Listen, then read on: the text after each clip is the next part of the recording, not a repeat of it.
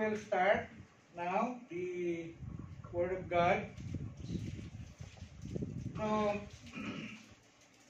Wini-welcome ko po ang mga kapatid natin na nakakonect sa Zoom at of course yung mga kapatid natin na nandito po sa ating bahay panambahan. Wini-welcome ko po ang invited friend ni Sister Babe. Si anong pangalan? Erica. Meron ding Erica dito, Oy. Ate Ikay. Si Ate Ikay. Siyempre, Ate Donna. Lahat kayo mga kapatid. Mga beautiful and handsome children of God. Amen. Amen? So, sa hapong ito, ang salita ng Panginoon ay pinamagatan ko na be transformed. So, ayon din doon sa ating tema for the month of January, which is yung pagbabago or change. Okay. Basahin muna natin ang text 2 na kung saan dito natin kinuha ang salita ng Panginoon na ating pag-uusapan sa araw na ito. Ito po ay matatagpuan sa Romans chapter 12 verse 1 and 2.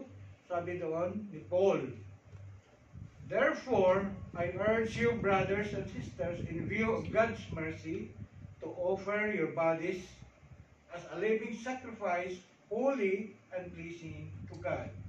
This is your true and proper worship."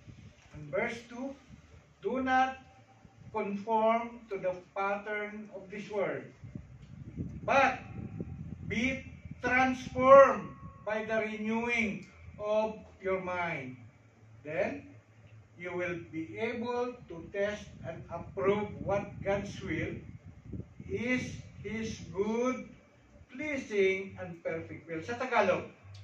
Kaya nga mga kapatid, ipinamamanhid ko sa inyo, alang-alang sa mga kahabagan ng Diyos na inyong iharap ang inyong mga katawan na isang haing buhay, banal na kaaya-aya sa Diyos, na siya ninyong katampatang pagsamba.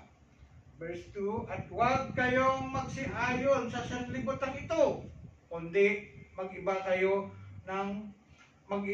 sa pamagitan ng pagbabago ng inyong pag-iisip, upang mapatunayan ninyo kung alin ang mabuti at kaaya-aya at lubos na kalooban ng Diyos." Tayo yumuko at manalangin. Hallelujah. Father God, we thank you, Lord, sa araw na ito, God, na kung saan, Lord, ay inipon mo ang mga anak mo sa bulwagang ito, Panginoon, na kung saan, Lord, kami malaya kanina na nag-worship sa iyo, Lord. Lord, we invite, Lord, the Holy Spirit to be with us, O God, and minister to each and every one of us.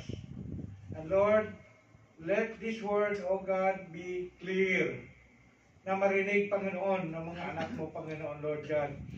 At magkaroon, Panginoon, ng rema sa kanila, O God. Lord, ako, Panginoon, naniwala na may ituturo ka sa bawat isa sa amin, O God, Lord. At sinasaway ko anumang mga balak ng kalaban to distract in the hearing of your word, O God. Wala siyang karapatan na mangambala sa aming gagawin, Lord. You are greater, O God, than he that is in this world. At kami, Panginoon, naniwala. Ako, Panginoon, naniwala. Your people that will hear thy word will be blessed, Panginoon, today. Amen. Panginoon, maraming salamat. Ito iningi ko sa pangalan ng Ama, at ng Anak, at ng Diyos na Espiritu Santo. Ito ang aking dalangin. Amen. Amen. Bago tayo mag-discuss ang buod ng mensaheng ito, nais ko muna ipanoorin ninyo itong short clips na ito ng tungkol sa caterpillar. Tingnan ninyo, how caterpillar become butterfly.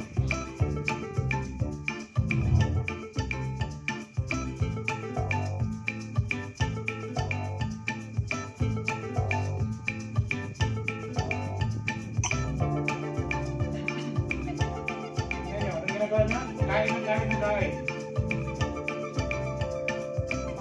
Kain na kain. Ala, okay. 100% bigger siya.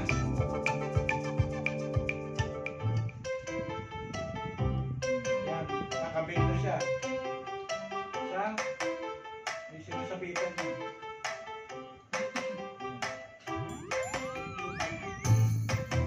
Anong tawag yan? Europa. Ibang anyo. Transform. Ibang anyo. Yan.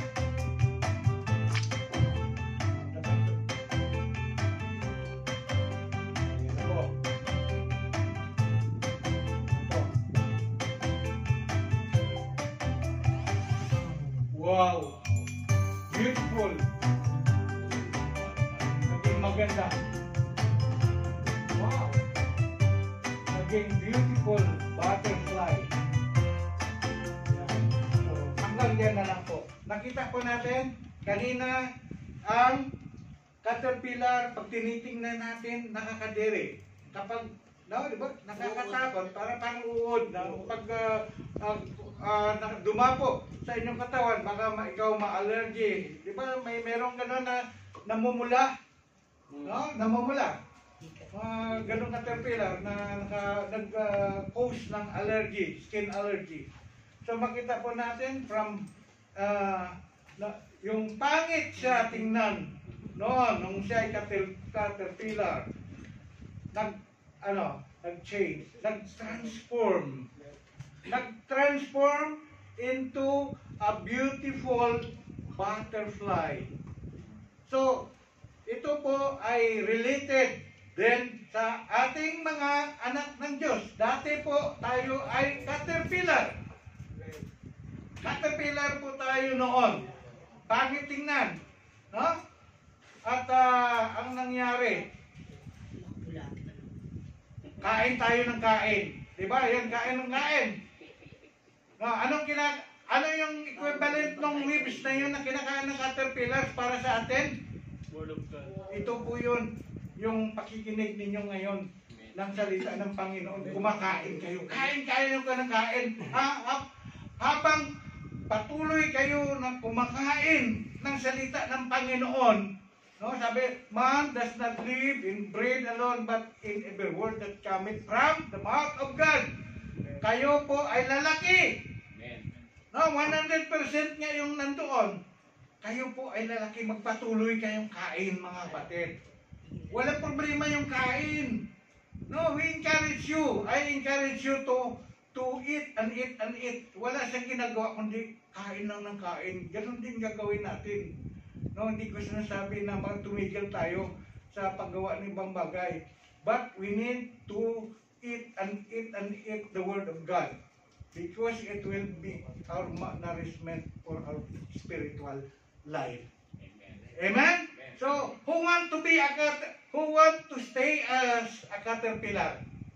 I know nobody walang gusto, di ba? Gusto ng bawat isa maging butterfly. Napakaganda po ng butterfly. No? So ito po, mga kapatid, I know sa pagbabago maraming mga tao na magkaroon ng pagbabago. No?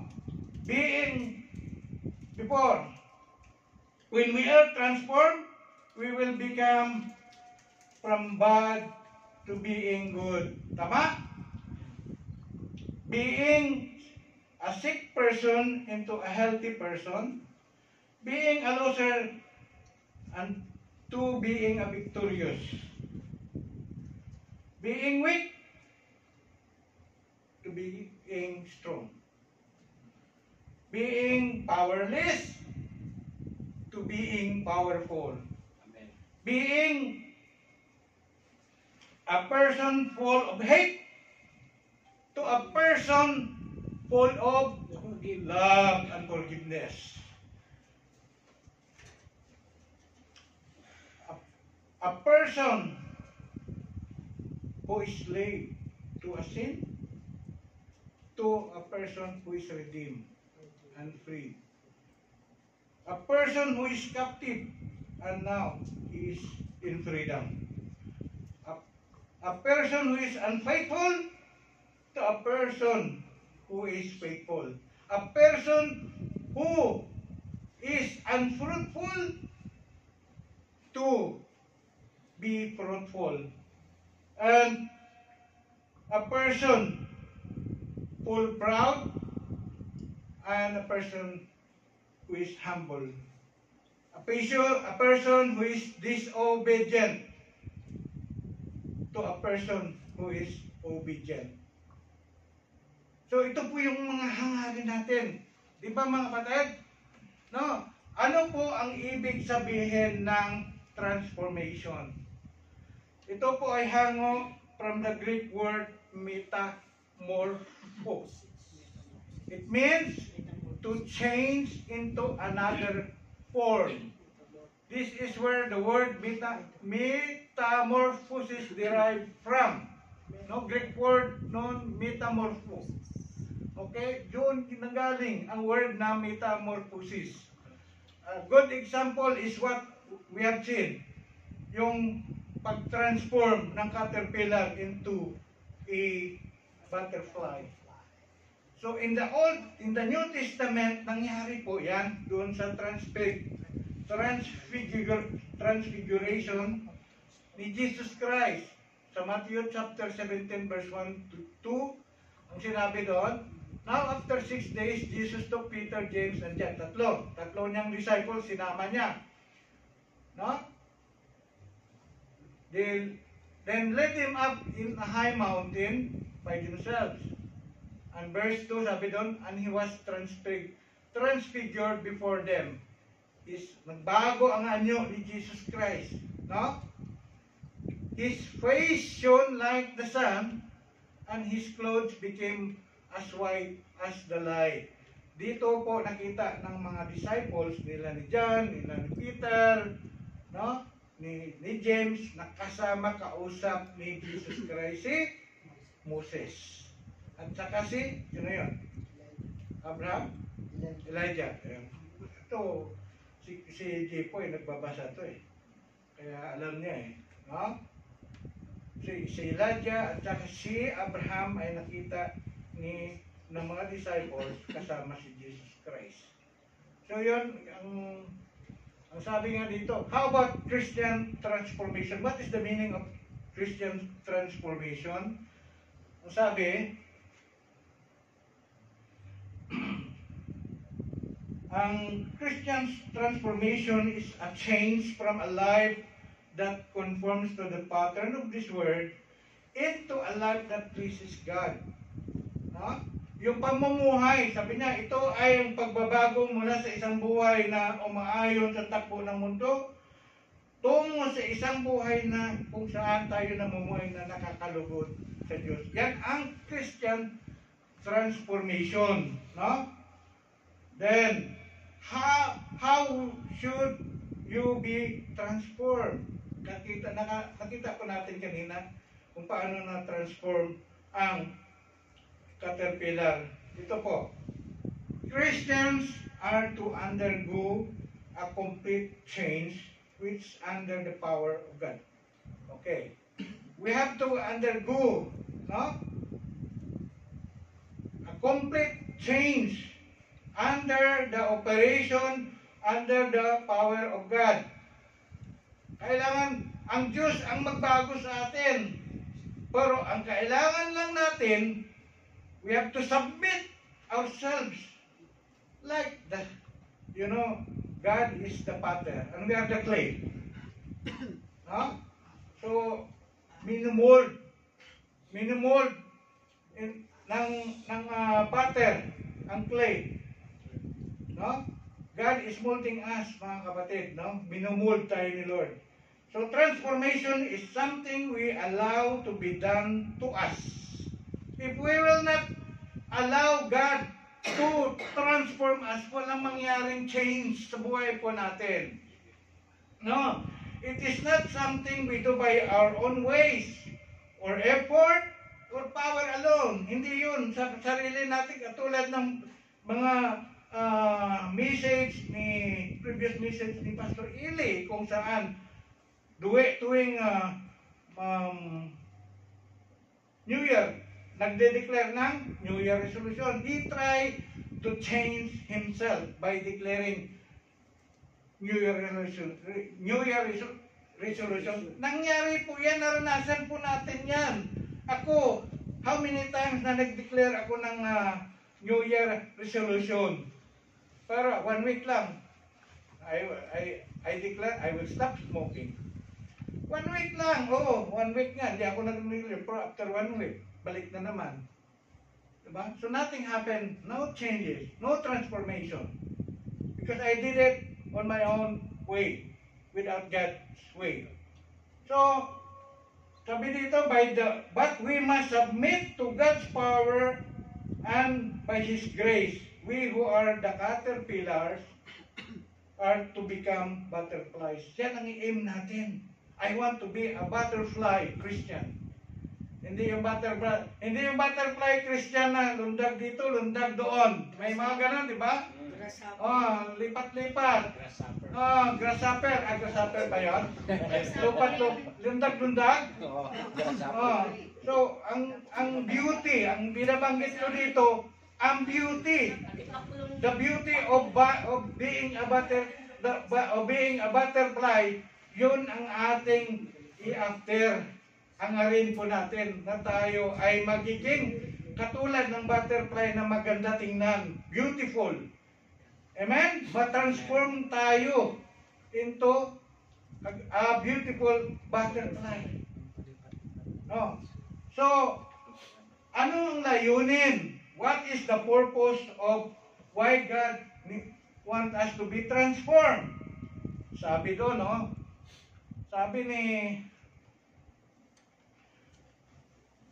ni Pablo sa aklat niya doon sa Corinto, 2 Corinthians chapter 3 verse 18, at dahil naalis na ang takip sa ating isipan, nakikita na natin ang kapangyarihan ng Panginoon, at ang kapangyarihan ito ay mula sa Panginoon na siyang banal na espiritu, ang siyang unti-unting bumabago sa atin hanggang tayo ay maging katulad ni Kristo. So, isang layunin is nais ng Diyos na maging katulad tayo ng kanyang bugtong na anak na si Kristo. He wants us to be like Jesus. No? So, how we can do that? We cannot do that. God can do that. No? Through the power of the Holy Spirit. It is the Holy Spirit that will operate in our life, that will change us from glory to glory. Pero yun nga na sinasabi ko, na kailang we submit, we surrender ourselves to the Lord. Then He will be the one to lead us, to convict us. No? Magkaroon po tayo ng conviction. So, pangalawa, una, nais na maging katulad tayo ni Christ. Pangalawa, magiging katulad tayo ng ating guro. Sino yung guro nito? Jesus Christ pa rin. Siya yung teacher natin. Sabi ni Jesus Christ doon sa Book of Luke, chapter 6, verse 40, walang mag-aaral na mas higit sa kanyang guro. No, wala. Pero may ginawa siya doon na karugtong na sentence. Ngunit kapag lubusan ng naturuan, magiging katulad din siya ng kanyang guro. Di ba? Napanood natin yung mga karate movie, mga Chinese kung fu movie. Di ba? Yung Drunken Master. Nakita natin na si Jackie Chan ang nagturo sa kanya, Lasinggo na master. Ginaya niya. Sa pag-submit ni Jackie Chan para maturuan siya ng gift nung ability nung master niya, sinunod niya. Nag-undergo siya to be a disciple. No? Nag-undergo siya to be a disciple, nag-undergo siya to be teach. No? Hirap ng mga naranasan ng mga nag-aaral ng karate, di ba? Makita po natin sa movie, no? Pero tiniis nila, no? Hanggang sabi nga dito, kapag ito ay naturuan, maging katulad din siya ng guro. Yan. Di ba? Ang problema, kapag hindi tayo magpaturo, kung wala tayong teachable heart. Yun ang problema. No? Kapag ikaw ay tinuturuan ka ng teacher mo at mas tatingin mo, mas marunong ka pa sa teacher mo, huwag ka na mag-aral. Huwag ka na mag-aral. Mas matalino ka pa sa teacher mo eh. Turo ka na lang. Turuan mo yung teacher mo. Ganon din sa church. No, nagtuturo ako bilang inyong Bible study teacher. Eh kung nagtuturo ako, mas matalino ko pa sa akin, upo na lang po, sige nga, ano yung doktrina na ituro mo. No? Nais ng Panginoon maging humble tayo. Karoon tayo ng, if we want to be a transformed child of God, we must change our heart. Must have a teachable heart. Humble. Okay, next. Palagay ko, kaya gusto ko ano to eh, 3 oras to eh. Ang susunod po, upang magkaroon tayo ng bagong kasuotan. Okay, ito. Sino ang gusto palagi bago ang kanyang kasuotan? Amen. Sa ating mga sinusuot, damit, sapatos, no? Sapatos, pantalon, no? Mga gamit po natin sinusuot, gusto natin palagi bago eh. Bago laba. No, bagong brand new. Ito, maraming salamat sa, hindi ko alam kung sino nagbigay nito. Bagong brand, glory to God. May nagbigay nito nung Christmas. Hindi ko alam kung sino. Pero yung nagbigay nito, maraming salamat, Lord. May kapatid na nagmamahal sa akin. Binigyan ako ng bagong kasuotan. No? Ito, mga batad, sinabi dito ni Pablo sa Colossians chapter 3 verse 8 to 10. Pero ngayon, dapat na ninyong itakwel ang lahat ng ito. Ano yung mga yan? Ang lahat ng mga ito. Yan ang mga sinusuot nating mga bagay na yung mga marumi na, may ano na, may mga butas-butas na, yung mga pantalon, yung mga pantalon ay yung mahal ko kasi yung medyas ko eh. Kaya yan ang good example, ano? Tingnan natin. Gusto pa natin ulit-ulitin. No? Pero mas maganda kung bago. No? Bagong kasuotan. Ito sinabi dito, itakwil na po lahat ng ito. At ano pa to? Ano itong mga gamit ito? Number 1, galit. Puot. Sama ng loob. Paninira sa kapwa. Yung marites. Tama ba yun? Pag iba yung marites. At mga bastos na pananalita. Yan daw ay, kubarin na po natin yan. No? Itakwil na po natin yan. Ang mga bagay na yan sa buhay natin. Okay? Verse 9. Huwag kayong magsinungaling. Ayan pa, pati pagsinungaling pala kasama, no? Huwag kayong magsinungaling sa isa't isa dahil hinubad, hinubad nyo na ang dati nyong pagkatao. Ano yung dati nating pagkatao? Masamang ugali, di ba? At masamang gawain. Hinubad na po natin. Hinubad na ninyo ang dati nyong pagkatao. At masamang gawain. Yan. At isuot na ninyo ang bagong pagkatao ninyo.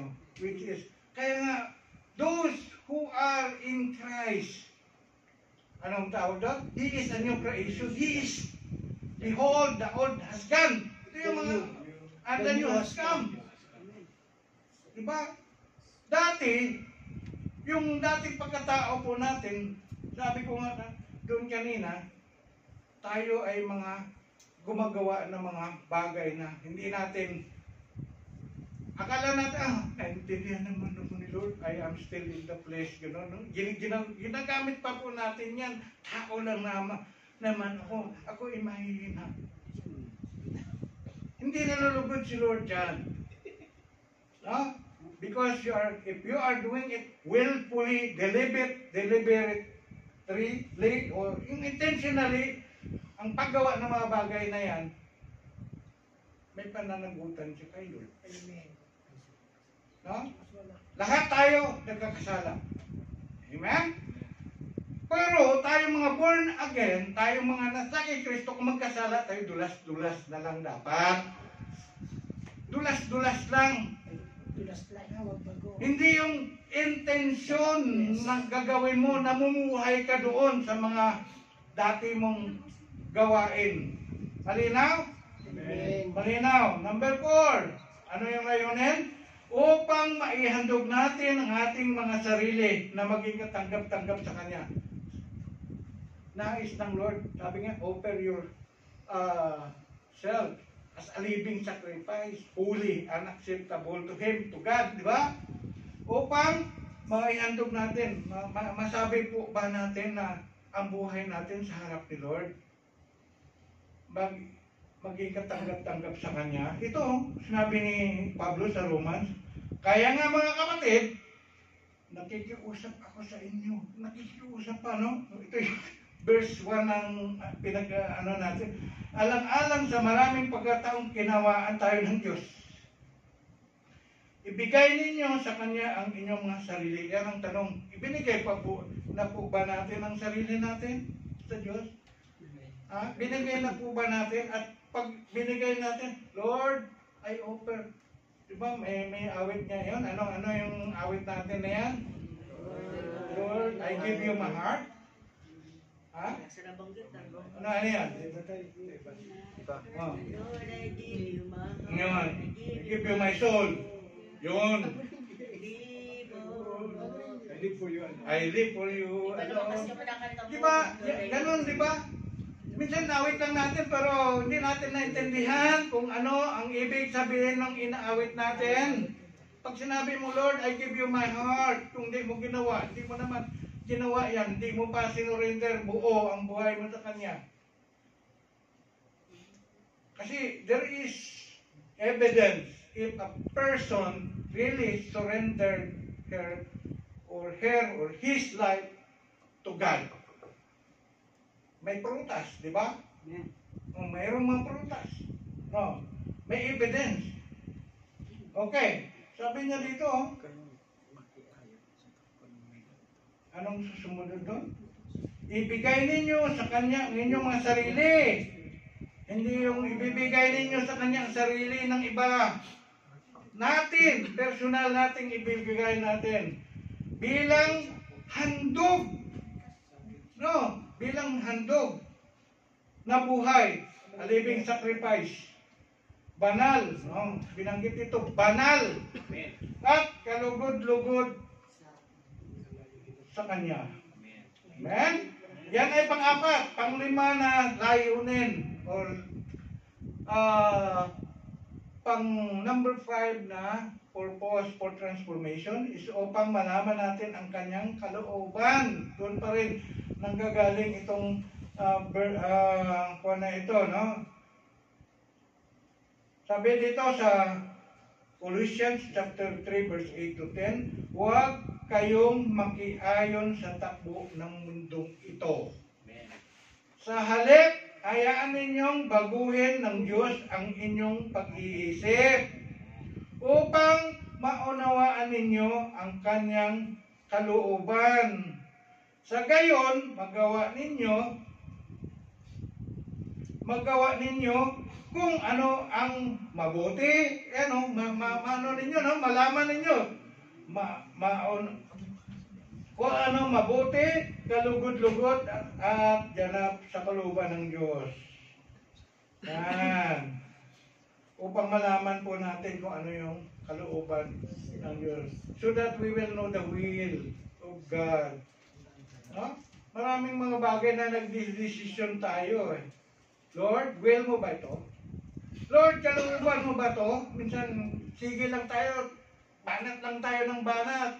Decision lang tayo ng desisyon. Hindi natin nalalaman ng desisyon na yan na ginawa natin. It's not the will of God.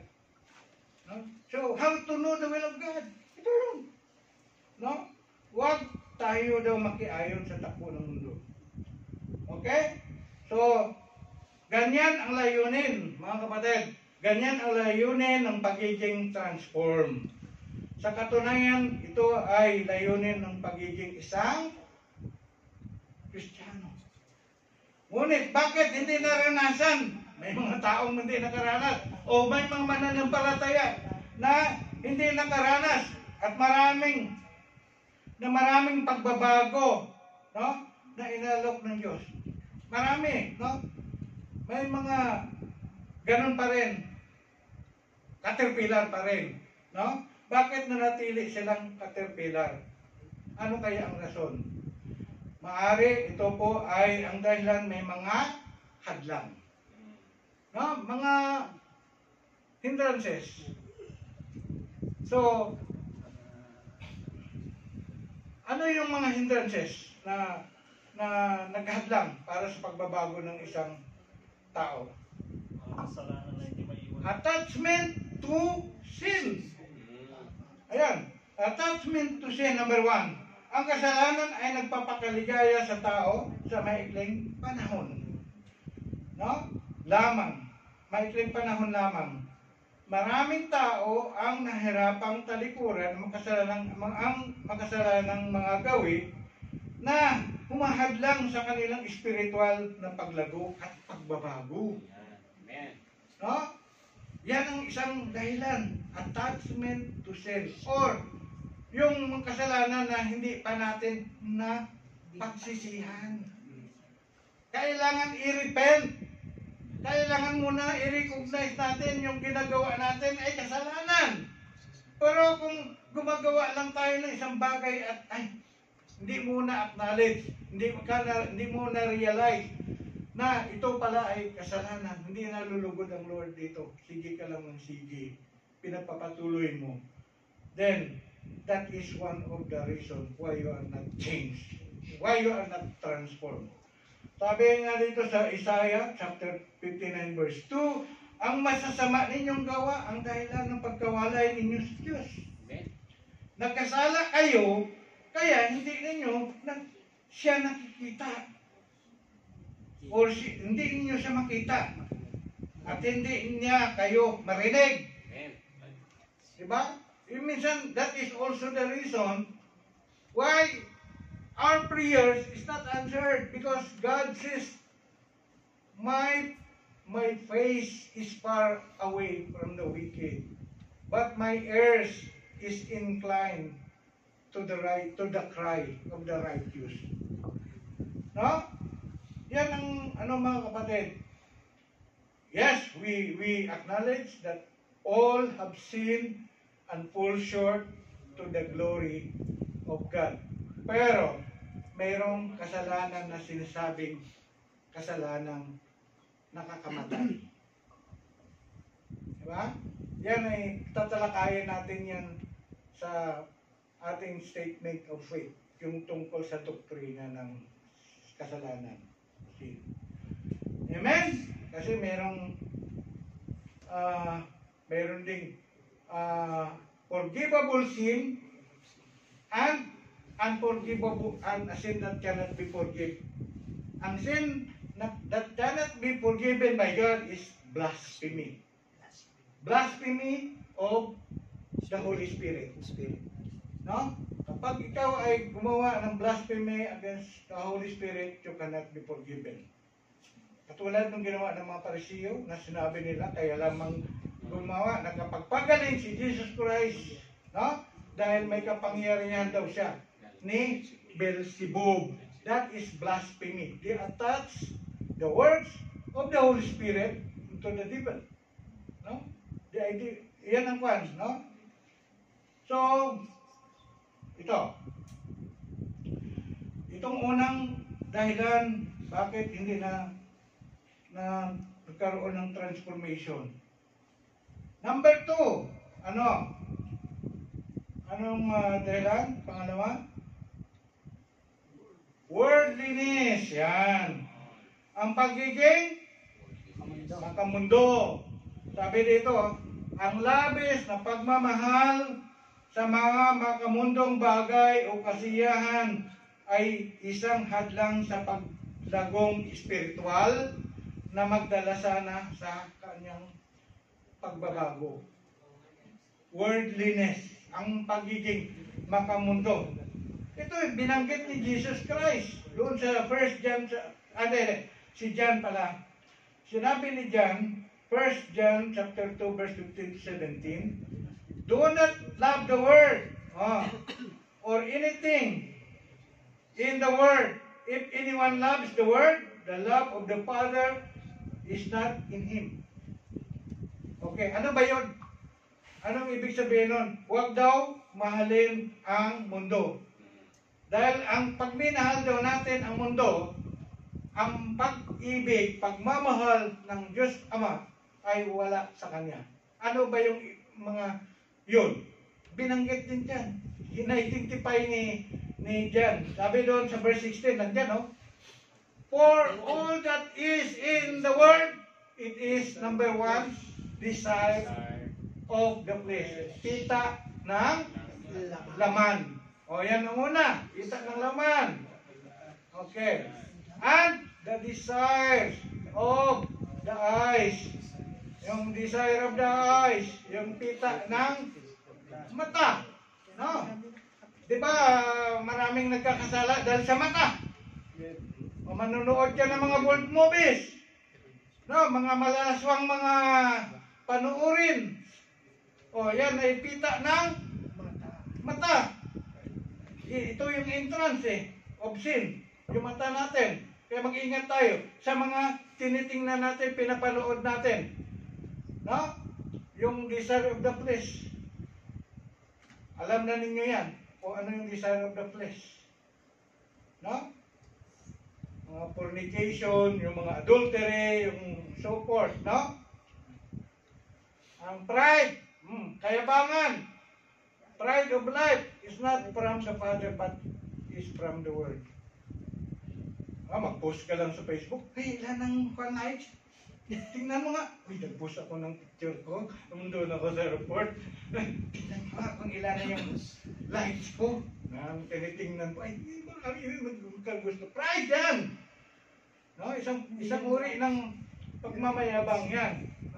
Ngayon sa social media, pati pag-hospital, nagpa-picture, nasa hospital ako. Pati pumunta na lang ng CR ang di nga na monitor, bakit mo i-announce sa buong mundo? Anong update mo? No? So, ganun mga kapatid, no? Malalim yan, maraming pwedeng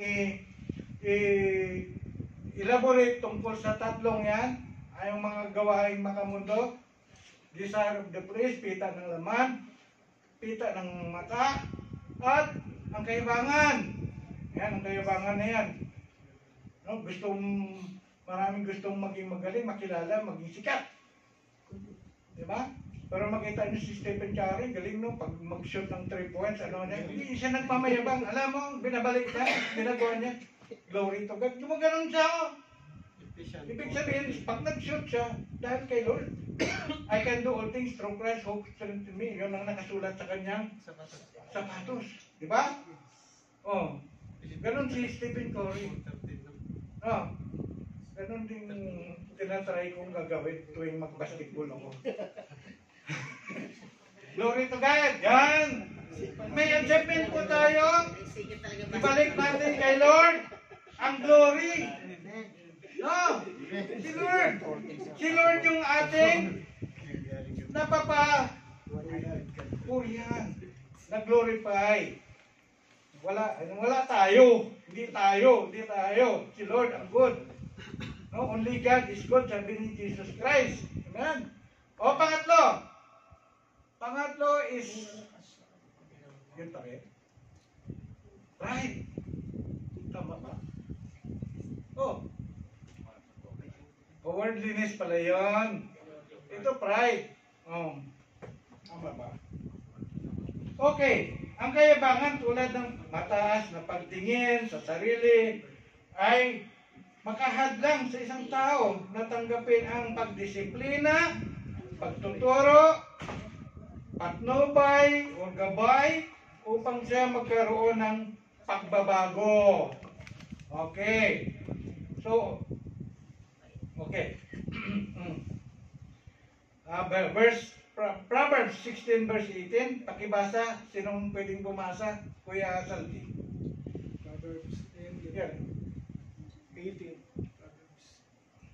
Ang kayabangan ay humahantong sa kapahamakan at ang nagmamataas ay ibabagsak.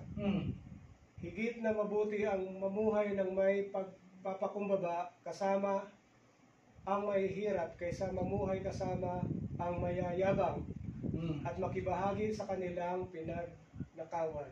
Oy. 16:18. Malinaw, no? Kasi Tagalog yan eh. Pero naintindihan ninyo yan. No? Sabi niya, mabuti daw mamuhay na kasama yung mahirap kaysa mamuhay na kasama ang mayabang. Kasi ganun, may mga tao na social climber, di ba? Oy, gusto niya kasama niya masikat. Lema. Di ba? Gusto niya makasama yung mga mayaman. Hindi naman siya mayaman. No? So, Social climate. ganon, social climber, no? Ang malawak kasi itong pride na ito, hindi lang dyan. No? Kapag ikaw ay hindi maturuan, no? Bakit nga ako tuturuan ito? Elementary lang to eh. No? Ako, doktor ako. Ako, Bachelor of Science in Nursing. Ako ay Bachelor of Science in Management. Bachelor of Science. Ako, Bachelor of Science in Computer Science.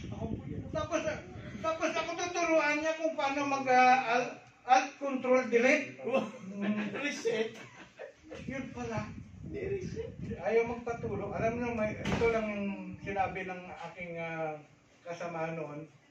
Habang kami nag-aaral noon ng programming, sabi niya, pag kasama mo yung nagmamagaling, pakinggan mo. Pakinggan mo kung ano yung ano niya, ay galing-galing mo. Sige, ano pa. O di, ikaw nagka-earn ng knowledge. Siya wala, kasi hindi siya nagpaturo sa iyo eh. Ikaw may secret yan, mga sa coding, no? Sa ano, tapos siya wala siyang nakukuha kasi mamayabang siya. Diba? So, God opposes the proud but gives grace to the humble. Amen? So, mas piliin po natin bilang mga anak ng Diyos, dapat wala na sa atin ang pagiging mayabang. Yun ang magiging dahilan kung bakit hindi tayo na-transform. Amen? Amen. Ano yung unang dahilan? Kung bakit ang isang tao ay hindi, or isang mananampalataya hindi na-transform? Attachment to sin. Tapos ang pagiging makabundo. Pangatlo ay pride. Pang-apat, kulang sa pananampalataya. Sabi nito, nilimitahan ng mga pagdududa at kawalan ng pananampalataya ang kapangyarihan ng Diyos na gumawa sa buhay ng isang tao. So nakita po natin yan nung si Jesus Christ ay lumakad sa dagat, di ba? Nakita ni Peter. Gusto ni Peter, lumakad din siya. Di ba? Anong nangyari? Nakapaglakad niya. Kasi lang dumating yung punto na may malakas na alon, malakas na unos, lumubog si Peter. Kasi meron siyang doubt, meron siyang fear. Diba? Nawala yung kanyang pananampalataya, pagtitiwala. No? So ganun, nadidistract siya. Ganun ang nangyayari minsan sa atin. In terms of being to be transformed by God. No? Ito yung naging dahilan na kung saan hindi tayo nagbabago. Ang ating pagdududa. Kahit ano kung turo statement of faith, kung saan tayo pa, kung hindi nagdududa ka man. Diba? Hindi ka naniwala, nagda-doubt ka, kulang na sa paniwala, walang mangyaring pagbabago na mag-change yung ano mo. Diba?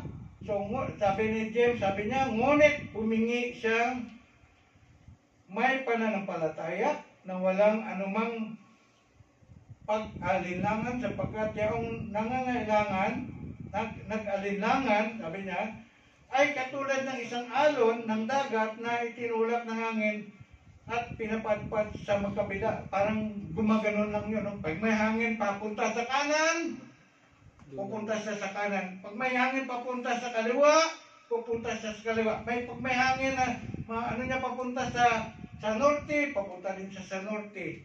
Mga kapatid, mag-ingat kayo sa mga pinapanood ninyo sa YouTube. Okay? Kaya gusto kong ituturo ang statement of faith natin. Hindi lahat ng mga mapanood ninyo sa YouTube totoo. Amen. No? Katulad nung sinabi ni Pastor Ele nung nakaraang Friday tungkol sa pagbibigay ng ikapo. May mga nagtuturo sa YouTube. Talagang tinuturo yung bagay na yan. Maging katulad po tayo ng mga Biryano. Hindi Biryan, mga Biryan. Na kung saan ang lahat ng kanilang mga naririnig, sinicheck nila sa Scripture. Amen. Check if it is scriptural or not. No? Pag may narinig kayo, kasi sinabi sa Book of Romans, binanggit ni ang turo ni Jesus Christ, ni Paul, about the law. Maging balanse tayo, babasahin natin lahat kung ano ba talaga yung tinutukoy ni Pablo doon. Si Jesus Christ, sinabi niya, I did not come to abolish the law, but to fulfill the law. So, ibig sabihin, yun lang, ang sabi ni Paul, hindi tayo nagbabase sa ating kaligtasan sa pagsusunod sa kautusan. Because we are saved through faith, no? By grace ng Panginoon. Pero, hindi niya hiniwala na maging disobedient tayo. Maging obedient pa rin tayo. Because we are children of God, people of obedience. Hindi niya tinuturo yung pagsuway. No? Okay. Lack of discipline. Yan, number 5. Ang mga spiritual discipline tulad ng panalangin, Bible study, at worship service. Kulang. Kulang daw. No? Lack of spiritual discipline. Ito po ay mahalaga para sa paglago ng isang Kristiyano. Ang pagpabaya ng mga gawain ito ay maaaring nakakahadlang sa pagbabago dahil nagbibigay ito ng paraan para sa pag-ugnay sa Diyos at pagtanggap ng kanyang ito, prayer meeting or prayer Bible study. Tamad ka umati ng prayer meeting, tamad ka dumalo ng Bible study, how you will be changed? Because the Holy Spirit of God will use the Scripture, will use the Bible or the Word to change us. Sabi nga, seek the truth, and the truth shall set you free. And ang pananampalataya po natin, dati, mahina. Paano mo palakasin ang pananampalataya mo kung you are not interested in hearing the Word of God? You are not interested in reading the Word of God. Because hearing the Word of God, it will Strengthen your faith. strengthen ang faith. Diba? Ganun lang yan eh. Gusto mong maging malakas ang pananampalataya mo, pagtitiwala sa Lord, then read regularly. Hindi yung pag gusto mo lang. Dapat kami noon, nag-aaral kami ng SOL 1, SOL 2, SOL 3. Gabi-gabi po yun. May devotion kami. May assignment kami. Kailangan mag-submit kami isang devotion doon sa pinag-aaralan namin. I-submit namin sa aming mentor. No? So, sa prayer meeting, importante din yung prayer. Ano ba ang prayer life mo? Prayer na tamad. Sa totoo lang, mga kapatid, nalulungkot ako pag ang Friday, wala tayong Bible, wala tayong prayer meeting. Marami ang hindi interesado, maraming mga kapatid na kaliwali lang ang prayer. Tandaan po natin, a powerful Christian is a prayerful Christian. A prayerless Christian is a powerless Christian. I-motivate po natin, i-desire po natin na mag-increase ang maging lifestyle natin, yung prayer. Hindi lang manalangin tayo pag tuwing bago kumain, hindi lang yung manalangin tayo bago umalis na papuntang alis yung sakyan natin, hindi lang sa ganon. Dapat magkaroon tayo ng habitual prayer life. No? Ganon mga kapatid. Bible study.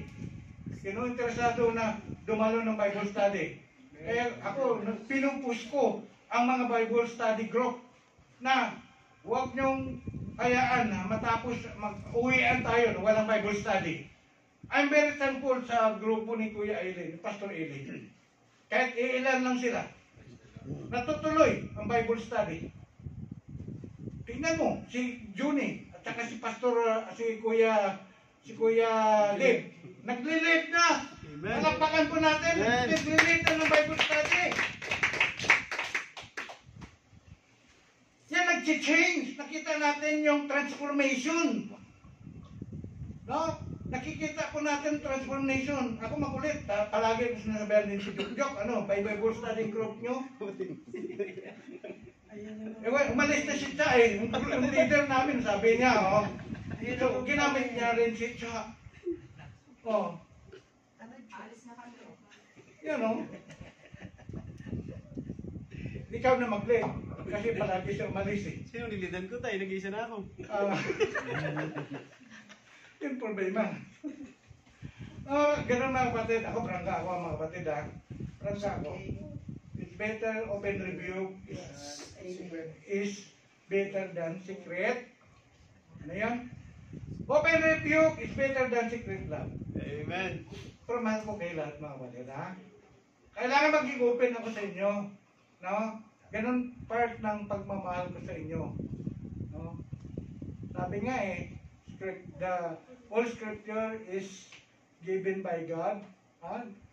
Then, it is good, profitable for teaching. Ano? Correction. Di ba? Oh, ganun. Ano pa? Unwilling to surrender. Number 6. Ito nga lang. Siguro hindi natin matapos ito. 3 oras to eh. Number 6. Unwillingness to surrender. Ito, binanggit ko na kanina. You can be transformed by God only if you surrender wholly yourself to God. Now, transformation requires surrendering one's will to God and allowing Him to take control. Some Christians may resist this surrender thing. No? Clinging to their own desire. Bakit ako magsusurrender? No? Sabi. Clinging to their own desires and plans instead of aligning to His will to God's will. Ano pa? Number 7. Tapos na yung hindrance, no? Number 7, resistance to conviction. Ito na yung works of the Holy Spirit. The Holy Spirit, convicts believers of sin. Hindi niya sinabi dito na convicts sinners of sin. No, wala pa conviction yung mga sinners, no? Ang mga unbeliever.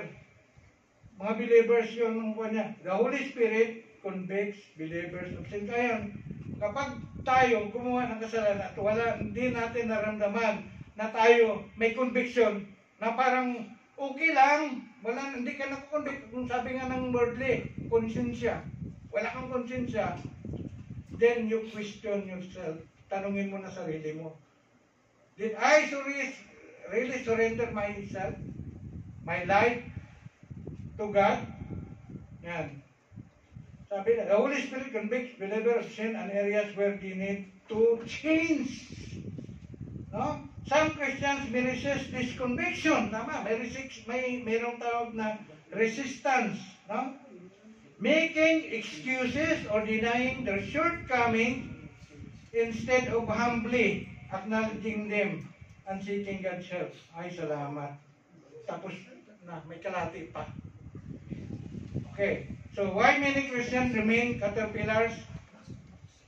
Yung caterpillars, it's not yet changed. It is number one, a failure to renew the mind. Okay, isa.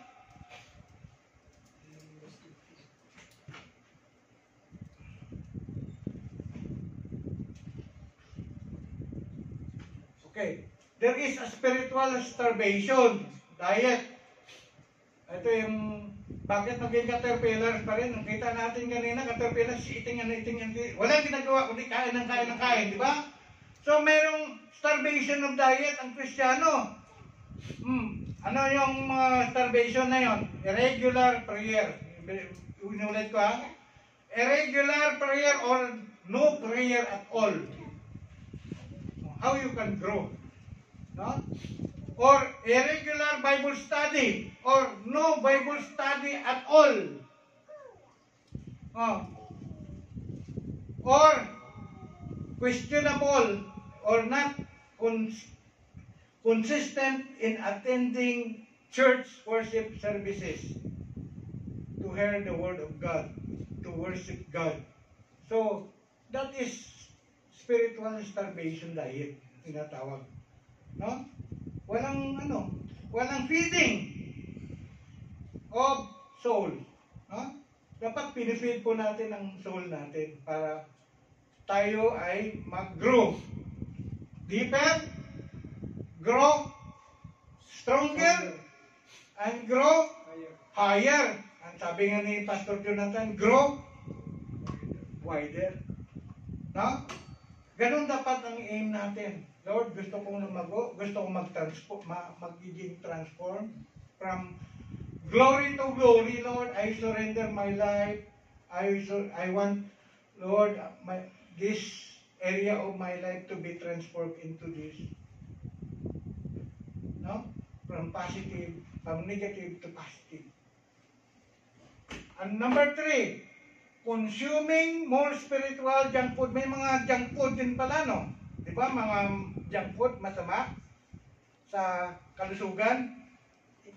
Katulad, ano yung mga junk food na, masama sa kalusugan? Yung mga hotdog, French fries, di ba? Meron din pala mga junk food na kinukonsume ng mga Kristiyano. Ano po yung mga junk food na yun? Ito, sinabi dito, trashy movies. Instead of watching biblical movies, ang pinapanood ay mga mga walang katuturan, walang hindi nakakatulong, malungkot lang siya kasi iyak siya, nadala siya doon sa emosyon ng pinapanood niya, no?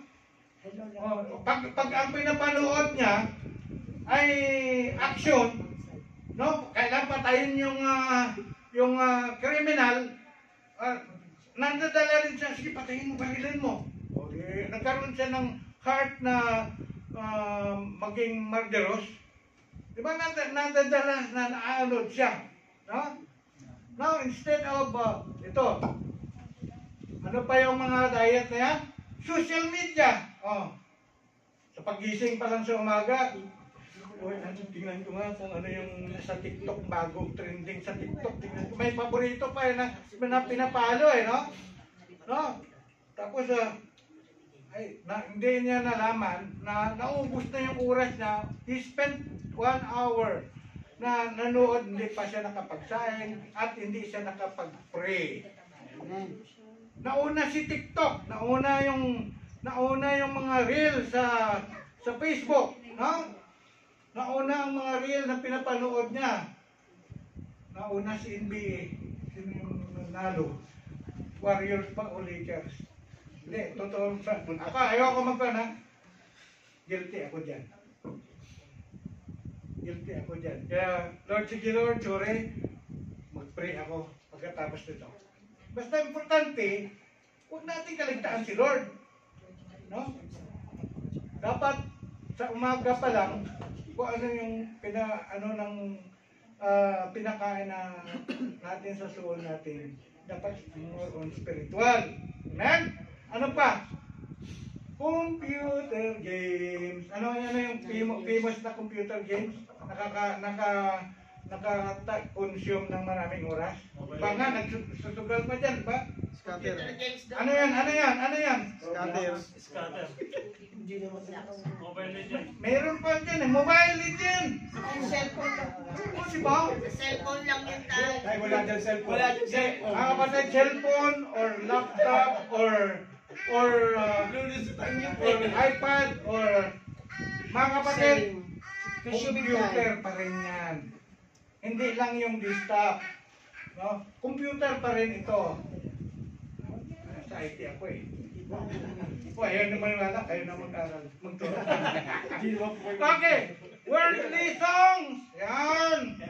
Now, instead of singing karaoke using worldly song, mga kapatid, maraming magandang awit na para sa Panginoon, mga worship, praise and worship song. Marami. Kaya nga, ang pinag-uusapan natin dito, transformation, change. No, dapat yan po ang i-aspire po natin na ang ating kinagawian, ang ating mga kinahiligan, ma-transform, ma-change. No? Doon tayo sa sa mga worship song. At iba pang mga bagay. Yan ay kasama sa junk food na kinukonsume natin. Nakakasama. No? Okay. Ano oras na? Okay. Pero madali lang to kasi mga 2 oras pa to. Ito, matapos na to. Bilisan ko lang. So, ano yung motivation to be transformed? Number 1, we have to remember the mercies of God. No? That we are freed from sin. Tapos we receive the eternal life. Okay? John 3:16 or Romans 6:23. Romans 6:16 for the wages of sin is death, but the gift of God is eternal life. Okay, and then letter C, we have peace with God and access to His grace in Romans chapter 5 verse 1. Therefore, since we have been justified by faith, we have peace with God through our Lord Jesus Christ. No? And then, letter D, we are saved from the wrath of God. Are you happy na we are saved from the wrath of God? Sino yun dito ang masaya? Thankful kay Lord na we are now saved from the wrath of God. Amen. Sabi na, Romans chapter 5 verse 9, kaya sa pamagitan ng kanyang dugo tayo ngayon ay napawalang sala. Wala na tayong sala, hindi na tayo paparusahan, hindi na tayo itapon sa dagat-dagatang apoy. No? At tiyak na maliligtas tayo. Ayan, at tiyak na maliligtas tayo sa puot ng Diyos. Ayan. Dapat ito ang ating motivation na kailangan nating magbago. No? Magkaroon ng transformation. Alalahanin po natin ang kahabagan ng Diyos. Ang habag ng Diyos. The mercies of God. And then, should not judge mercy move us to repent and seek transformation? O baka nasabi nga dito sa Romans chapter 2 verse 4 to 5, o baka naman gusto mo pang hamakin ng Diyos, katulad ng ginawa ng Tagail sa Hollywood, no? Dahil siya ay napakabait, mapagpigil at mapahumanhin, hindi mo ba alam na napakabuti ng Diyos, kaya binigyan ka niya ng ulitin ko hindi mo ba alam na napakabuti ng Diyos kaya binigyan ka niya ng pagkakataong magsisi at tumalikod sa kasalanan? Yan. Okay. So the process of transformation is number 1. We have to renew our mind. Unless there is renewing of mind, trying to change our lives through our own ways, sa pamagitan ng sarili nating kapamaraanan, it will not succeed. Hindi maging matagumpay.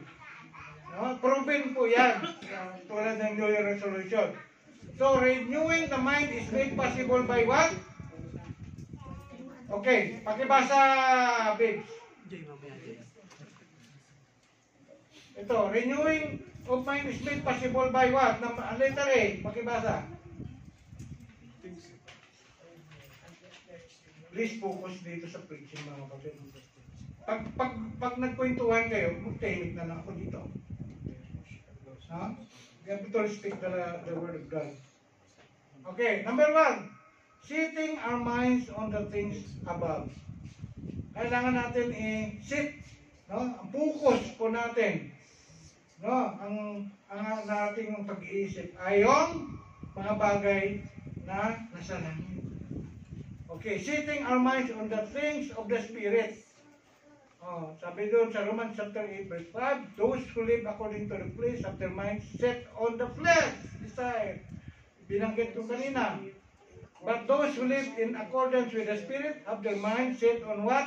The Spirit desires. Sabi nga, the flesh is weak. No? Okay? The Spirit is willing but the flesh is weak. Doon sa panalangin ni Jesus Christ sa Garden of Gethsemane, natutulog ang mga disciples na datnan niya. Hindi ba kayong pwedeng manalangin kasama ko? No? Sabi niya, the Spirit is willing but the flesh is weak. Ay, huwag nating hayaan na manaig ang flesh, desire ng flesh sa buhay natin. Kailangan nating palakasin ang ating espiritu upang mapaglabanan ang gusto ng flesh. Amen? Feeding our minds with the Word of God. Okay? Prayer and fellowship. Ayan, tatapos na. So, number 2, with our minds renewed, we can experience a true transformation. By putting off the old man and putting the new man, katulad nung binanggit ko kanina, no? Na inubad na po natin, no? Yung ating lumang pagkatao. Okay, do not lie to one another. Ito yung binanggit ko na rin yun kanina. So, letter B, by living according to the Spirit.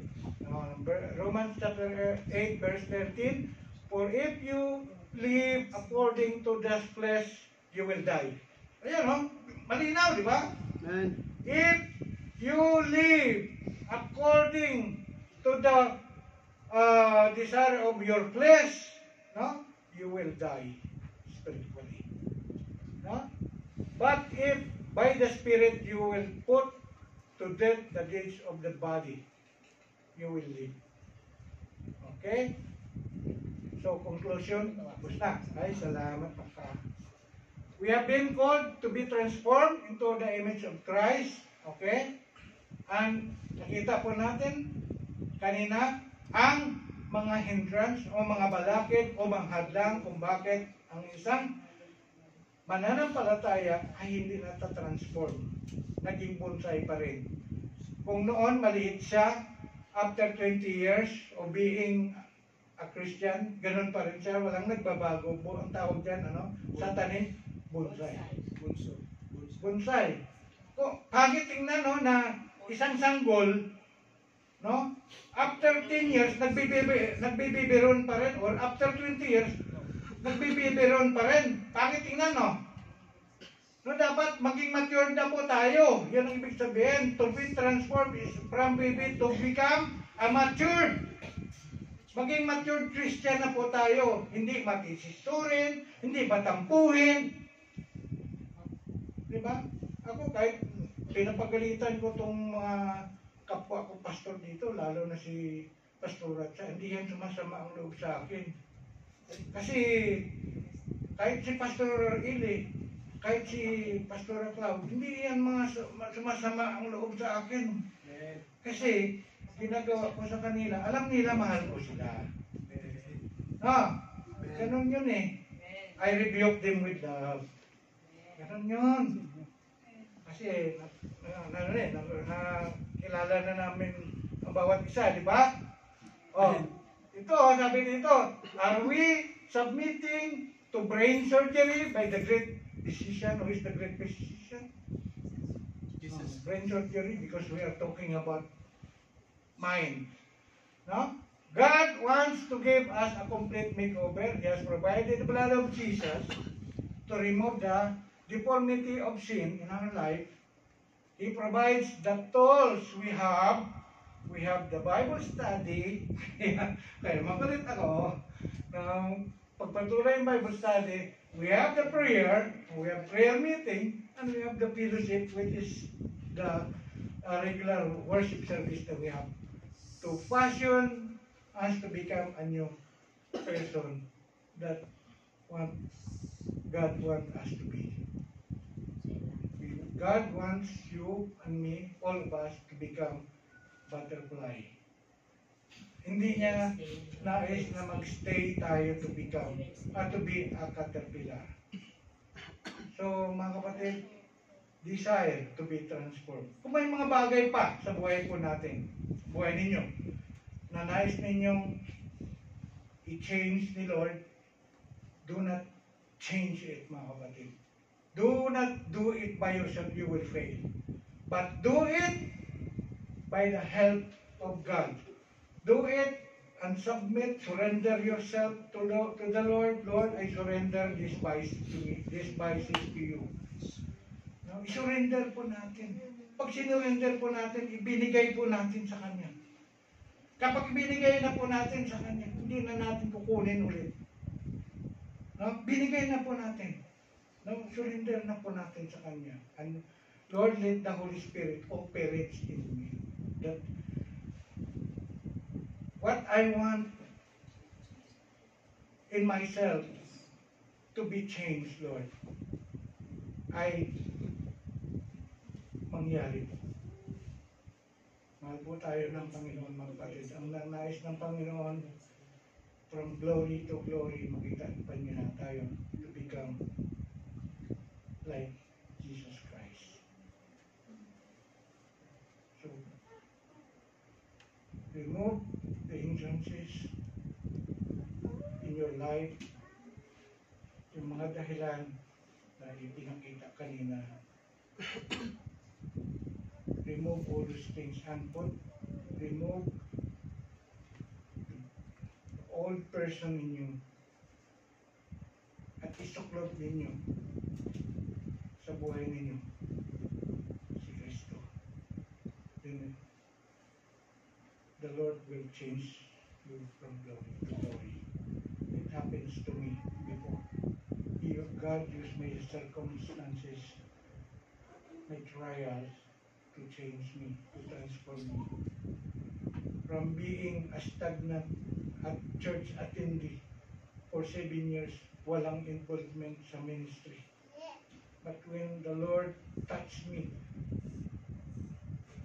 He changed me, He transformed me to be a person who loved to serve Him. Walang commitment. Kaliwali ko si Lord noon. Hinipo ako ni Lord doon sa trials ko na yan. Mga kapatid, God loves all of us. Nais niya ang maganda para sa atin. Nais niya hindi tayo manatiling caterpillar. Nais niya tayo ay magiging beautiful butterfly.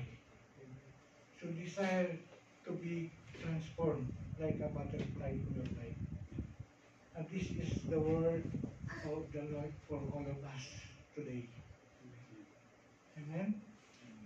So, I hope and I believe the Lord speak to all of us today very clear His word. This is the reason Jesus Christ came here to transform us from being a slave to become free, to redeem us. So let's pray, mga kapatid. Hallelujah. Father, we thank you, O God. We thank you, Lord Jesus. We thank you, Holy Spirit, for the word that you have given us, Lord, today. Lord, it is you who speak to us, Lord. I pray, Father God, for your people, O God, who hear thy word. That, Lord, transformation, Father God, in their life, Lord, will happen, O God. I know, Lord, that the Holy Spirit is so powerful to change us. Change our hearts, O God. This is one, Lord, of the key, Lord, for our transformation, O God, when you give us a new heart, O God. A heart that is not a heart of stone, but a heart of flesh, O God. Give us that humble heart, a heart that will surrender to you our life, Lord, and offer you our life, Lord, as a living sacrifice, O God. Father, whatever needs of your people in this room, and also of your people watching us or joined us, O God, in the Zoom, Ikaw, Panginoon, the all-knowing God, who knows everything, O God, Lord, anuman kahilingan nila, Lord, let it be done for them, O God. Answer their prayer, O God. Maging ito, Panginoon, it's about their spiritual life, emotion, financial, physical, even for their family, their job. Father, we know, Lord, you are with us, and you are the God who promised to us, O God, that while yet we are speaking, you answered our prayer already, O God.